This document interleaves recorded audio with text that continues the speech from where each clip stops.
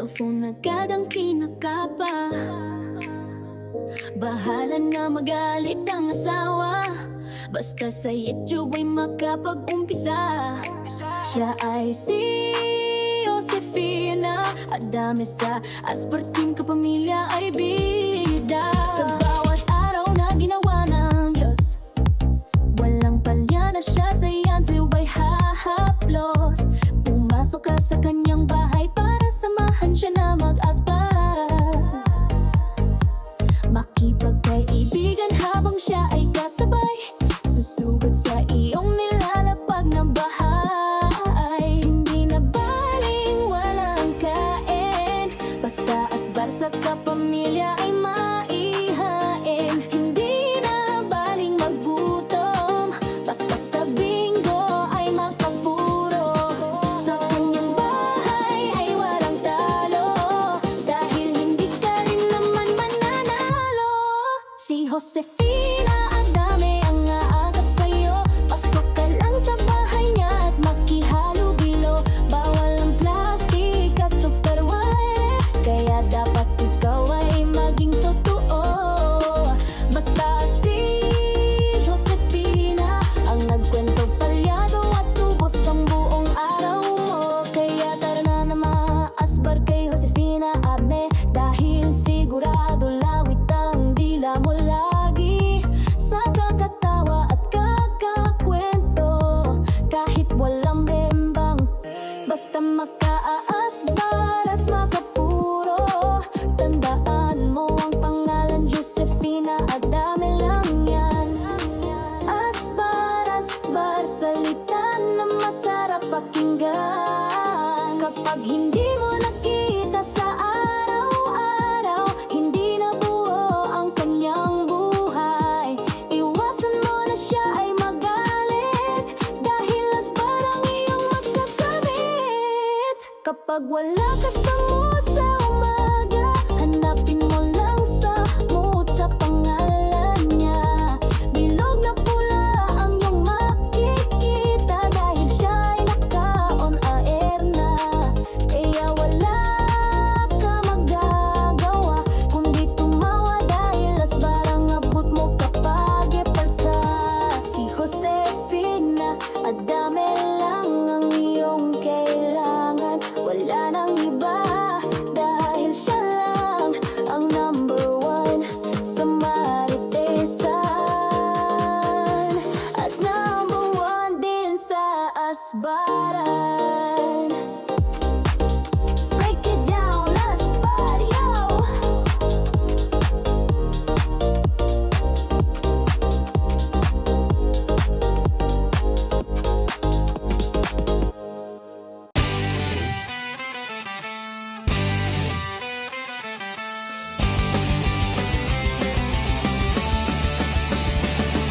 Kapag ikaw ay nalulungkot, buhay mo ay nakakabagot, araw mo ay nakakayamot, dahil puro problema ang inaabot. Kay Josefina Adame ka magpunta, sa kanya live stream ikaw ay liligaya. Maraming kaibigan ang makakasalamuha, puro mga pusong mamon at artistahin pa.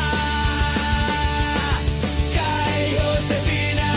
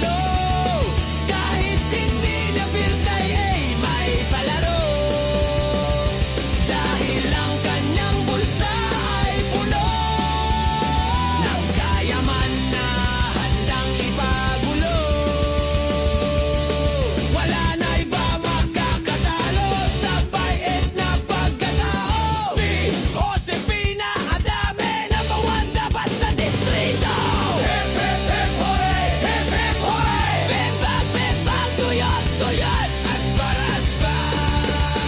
Break it down, yo! Asbar kayo.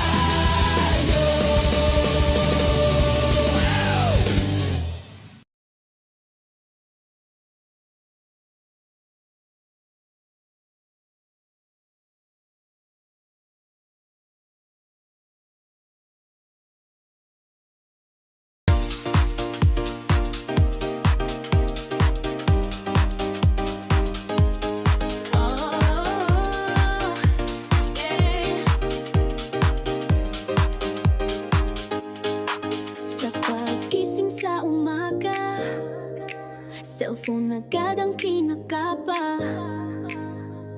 Bahala na magalit ang asawa, basta sa YouTube ay makapag-umpisa.